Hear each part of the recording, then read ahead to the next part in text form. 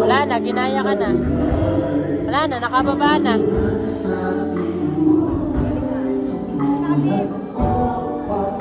Hindi niya kaya. Kaya niya kasi sabi.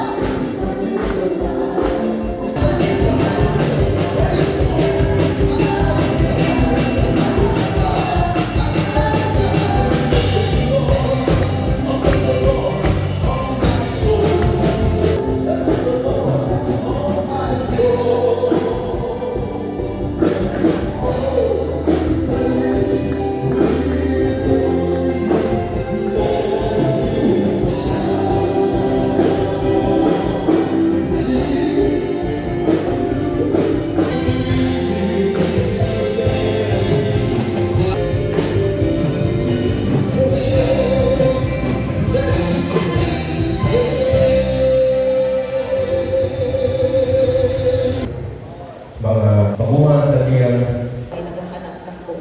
naroon, mga minamahal,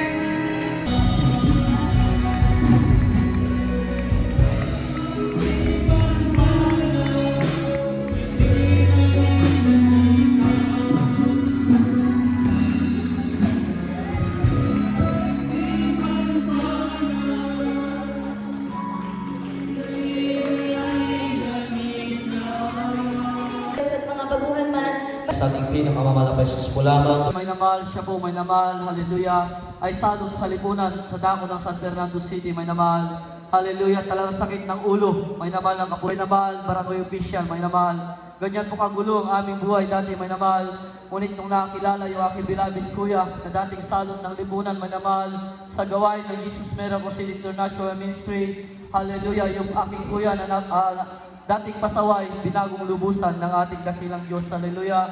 At yun nga po may naman, hallelujah, year 2000, may naman, nung kami po may namalay masave sa gawain ito. Hallelujah. Hindi nagsawa yung aking beloved kuya, na shiran po yung aking beloved. May naman, tinamay po namin yan. Ngunit nung natapos po yung banal na gawain, may naman, hallelujah, pinagaling na siyang lubusan. ng ating dakilang Diyos. Umuwi na po kami na hindi na po namin akaya yung aking beloved mama.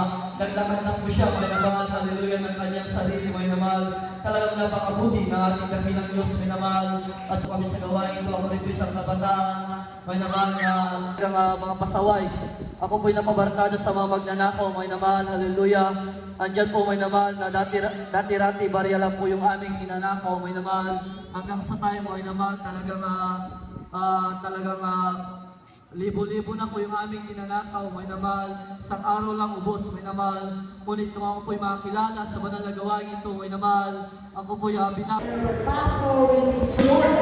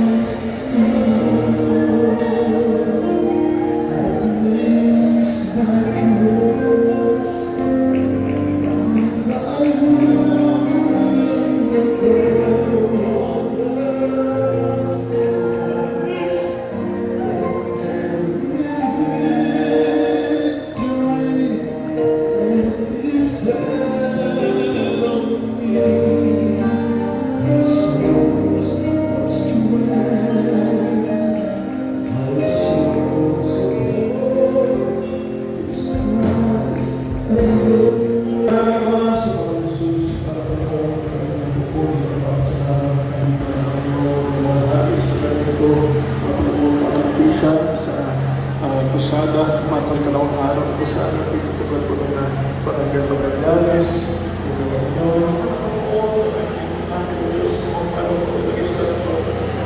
sa mga kapuli, sa mga umahay, maging sa rin, mga galing mo ay Diyos, mga gusto mo, mga ikaw sa ating galingan, maging sa nagbibigay na ikaw susi ng lahat ng uling pagpapala, mga mo, at dahil kami sa pagpalayo ng salita, sa galing natin wala akong magagawa, ng tamang salita, aking may pangaral, may pag-ibig, laki mga pangyarihan. Kaya sa unang patalangin ng aming minamahal, ginagalang na Evangelista Betis ng Pagkera, sinasuway namin lahat ng nagawa ng aming kasunod.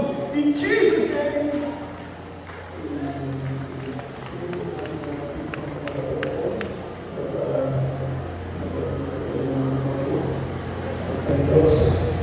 Kapanatagan sa mga bagay na hindi hinihintay. Ang katunayan ng mga bagay na hindi nakikita, sapagkat sa pamamagitan nito, ang mga matanda ay sinaksihan. Sa pananampalataya ay natatalastas natin ang sanlibutan, ay natatag sa pamamagitan ng salita ng Diyos. Ano ba ang nakikita ay hindi ginagawa? Sa mga bagay na nakikita, sa pananampalataya si Abel ay naghandog sa Diyos ng lalong mabuting gayon kaysa kay Cain. Sa pamamagitan nito, sinaksihan sa kanyang sarili siya'y matuwid na nagpapatotoo ang Diyos tungkol sa kanya. Mga kaloob. At sa pamamagitan nito, patay na siya ay nagsasalita pa. Sa pananampalataya, si Enoch ay inilipat upang huwag niya makita ang kamatayan. At hindi siya nasumbungan sapagkat siya ay inilipat ng Diyos. Sapagkat bago siya ay inilipat, ay pinatutuhan sa kanyang siya'y naging kalugod-lugod sa Diyos. 6. At kung walang pananampalataya, ay hindi maaaring maging kalugod-lugod sa Kanya. Sapagkat ang lumalapit sa Diyos ay dapat sumampalataya kay Diyos at siya ay ang pinapagbigay ng team sa mga Kanya'y nagsisihanap. Amen.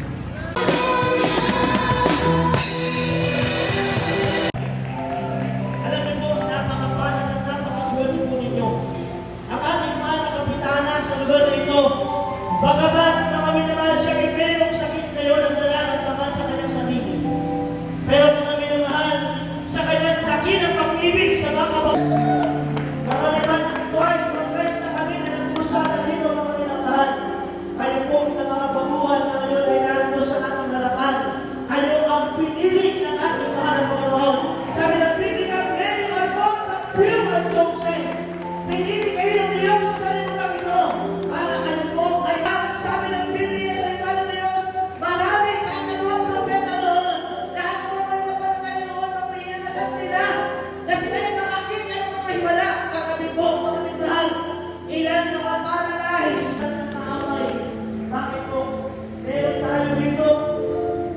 baguhan. Ayaw ng mga lapas na siya po ay gumaling. Bakit? Dahil maraming benepisyo na makukuha ang kanyang pagkakanak. Yung paniniwala sa kanya, yung sasabay siya sa Espiritu at katotohanan. Kayo po ay pinagpala ng Diyos. Milyong tao sa mundo ito, dito sa Barangay Magallanes. Posible na hindi narinig ang ating mga kababayan ng ating tinig. Ang iba sa inyo ay malayo pang pinagaling ng tunay ang pananagawa ng mga kapatid. Yung ating mga kapatid na nakatanggap na ng 30 o 50% na kagalingan, nakadangan kagad ng tangkalang kaawal, nakadangan kagad ng mga loved ones. Kaya kayo po na narito, pinagpala kayo ng mahal ang mga napakinggan kumikilos ang presensya ng Diyos. Kaya po, napakalaga ng paglingkod sa mahal ng Panginoon at ang karikamento ng kaligtasan. Ang kailangan natin isagawa mga minamahal yung tatlo. Unang-una po ay pananampalataya. Ang pananampalataya na kukuhan sa pagkilig at pagkilig sa mahal ng Panginoon Kristo. Purihin ang mahal ng Panginoon, ang pananampalataya na kukuha sa pagkilig at pagkilig sa salita ng Diyos. Nandito po kayo. Kung wala kayong pananampalataya, hindi kayo lalapit dito. Ang babalik loob sa Panginoon.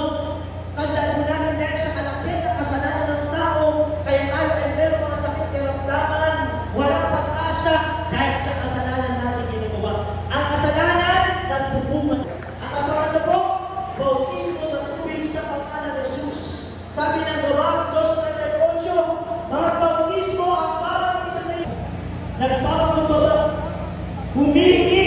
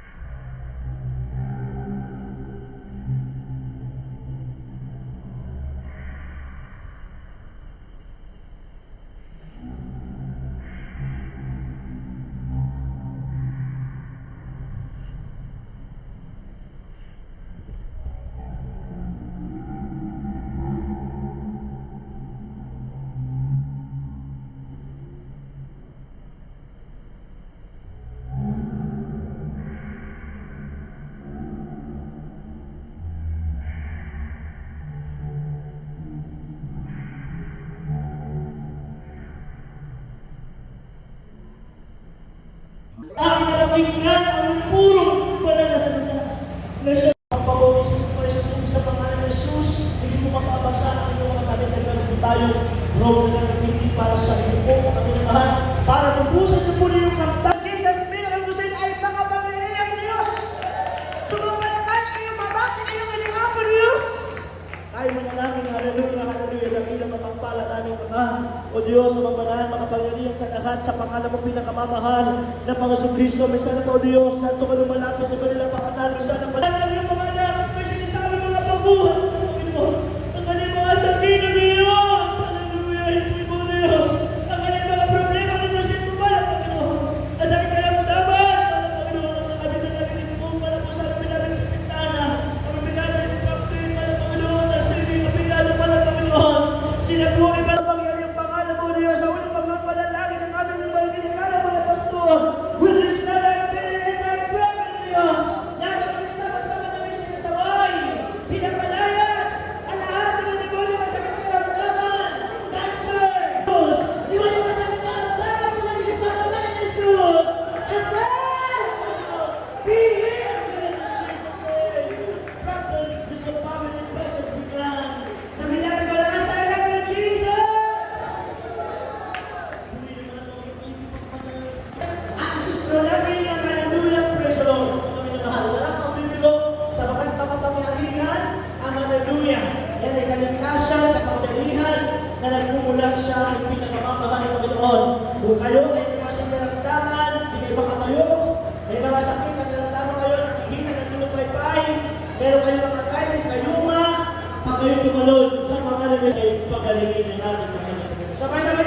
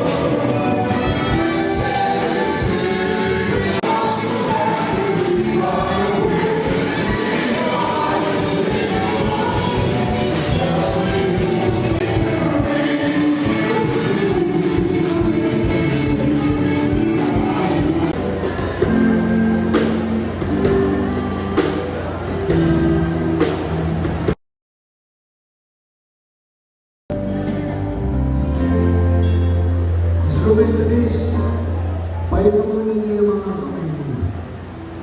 Pahinga muna ninyo yung mga paligid ninyo. Dahil meron po tayo tatlong araw na kusama. Mga seniors, ipahinga muna ninyo yung mga proses nyo. Lahat ng ating mga nakasama ng mga galing sa outreach, punta muna dito sa ating venue. Sa stage para tayo po yung mga pagpapamuna natin. So, bigyan picture sa ating Seminary Music. Lahat ng ating mga bisita, Andon, Bigan, Taguling, Lawag, Mangga, Pangkotan, lahat ng ating mga nakasama ngayon. Bigan, Andon, Lawag, Fernando, lahat ng ating mga nakasama, ating mga buhay member. Oy, di pa tapos!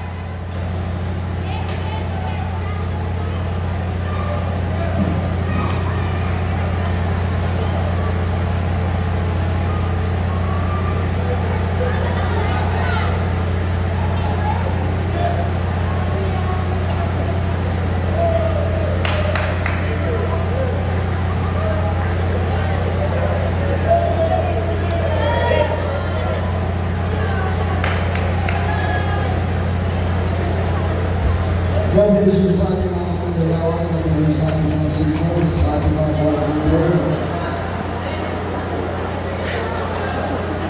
mga musician.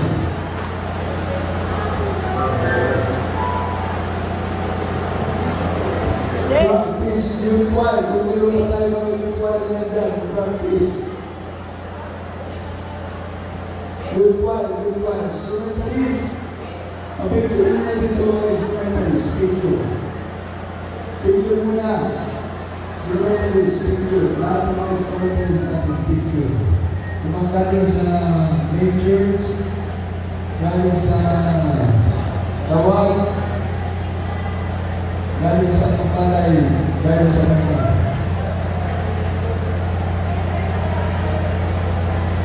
Good choir, singers and mimers, para po sa ating practice dahil yung ating good choir mimers, meron tayong performance bukas, mga video. Mimers, good choir. Bukas, tapos lang yung mga practice. Salamat po,